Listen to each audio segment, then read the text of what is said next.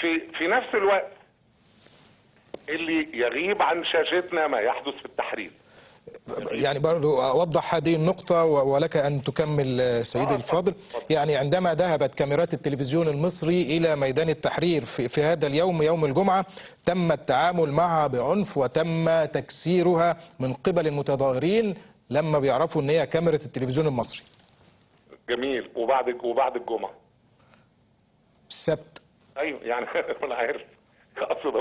أقصد أقول لماذا لم تذهب كاميراتنا؟ لماذا لم تذع كاميراتنا من هناك؟ نعم.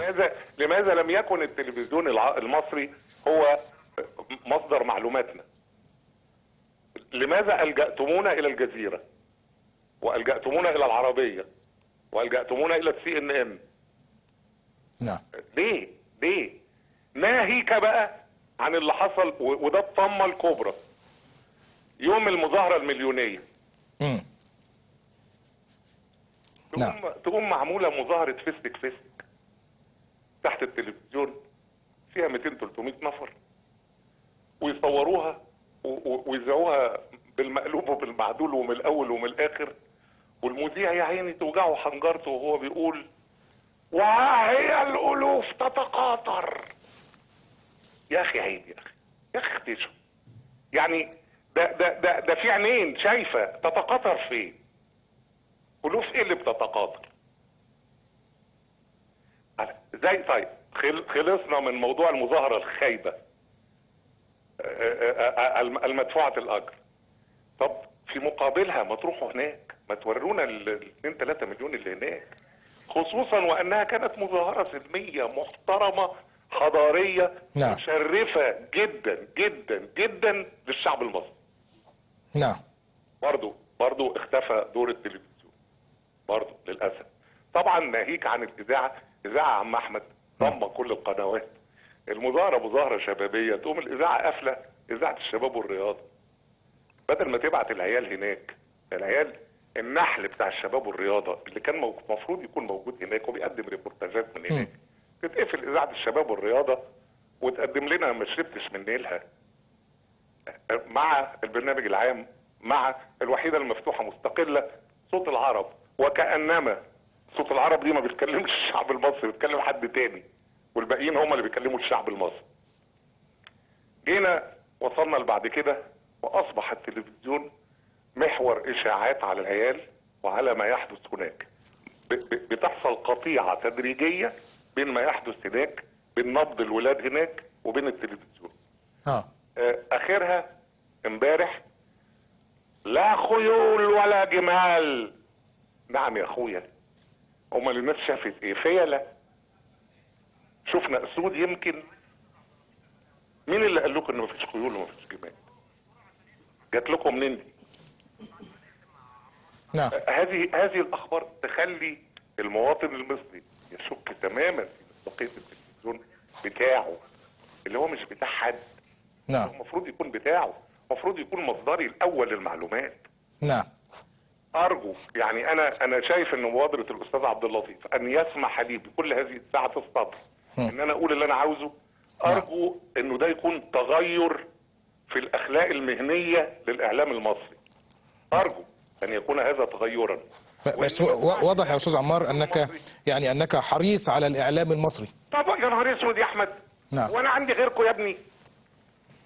نعم. هو انا قلبي ما بياكلنيش على الاعلام المصري؟ نعم.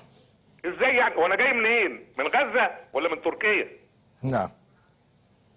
لا طبعا حريص على الاعلام المصري، وطبعا نفسي انه تلفزيوننا يبقى سيد الكل، وانه اذاعتنا تبقى ست الكل، وانه شاشتنا تبقى هي الشاشة اللي عين الشعب المصري ما بتترفعش من عليها، وانه قلبه يبقى مصدقها.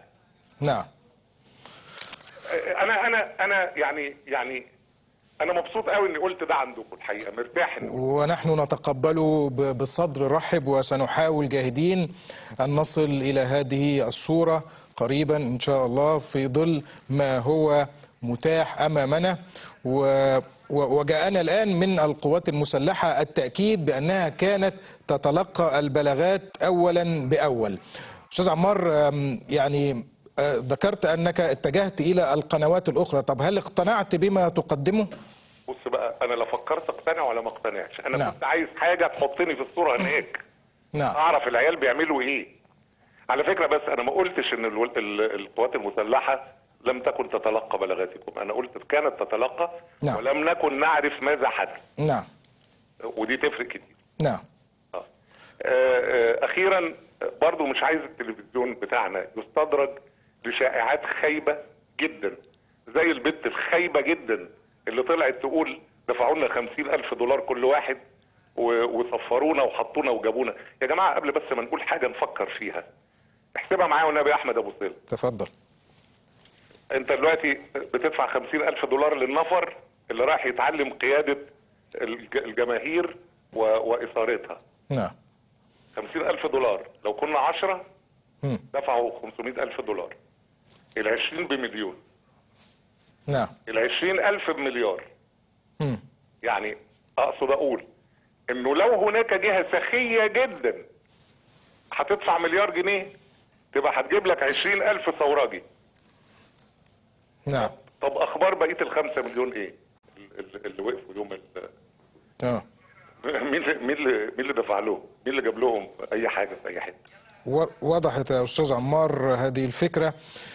بنشكرك، وسنحاول جاهدين أن نصل إلى كل المشاهدين لإرضاء أذواقهم. تقبلنا هذه الكلمات ونحن سعداء. أستاذ عمار الشريعي، شكرا جزيلا لك. وخير من يرد على هذه المداخلة الأستاذ عبد اللطيف المناوي، رئيس مركز أخبار مصر. أستاذ عبد اللطيف، مساء الخير.